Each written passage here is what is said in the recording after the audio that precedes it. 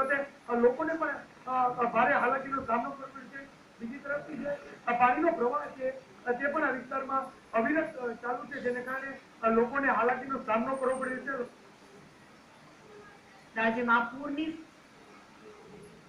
તેને કારણે લોકોના ઘરોમાં પણ પાણી ઘૂસી ગયા છે અને લોકોને હાલાકી ભોગવવાનો વારો આવ્યો છે। તો શહેરના તમામ રસ્તાઓ પર પાણી ફરી વળતા વાહન વ્યવહાર ઠપ્પ થઈ ગયો છે।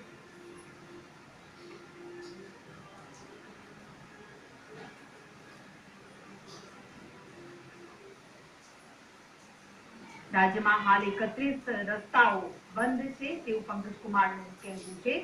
અત્યાર સુધી 1570 લોકોને સુરક્ષિત સ્થળે ખસેડાયા છે। સાથે જ રાજ્યના 13 ડેમ ઓવરફ્લો થયા હોવાનું પણ કહેવામાં આવ્યું છે।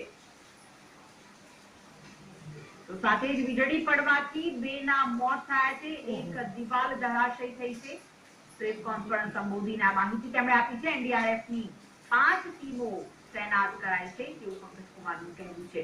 તો રાજ્યમાં પૂરની સ્થિતિ પર મહેસૂલ સચિવે પ્રેસ કોન્ફરન્સ કરીને આ માહિતી આપી છે। તંત્રને એલર્ટ રહેવા સીએમએ સૂચના આપી હોવાનું મહેસૂલ સચિવે કહ્યું છે। તો વિડીયો કોન્ફરન્સથી જિલ્લા કલેક્ટર્સને આ અંગે માહિતી આપવામાં આવી છે। 2 દિવસ ભારેથી ભારે વરસાદની આગાહી કરવામાં આવી છે હવામાન વિભાગે। ત્યારે રાજ્યમાં હાલ 31 રસ્તાઓ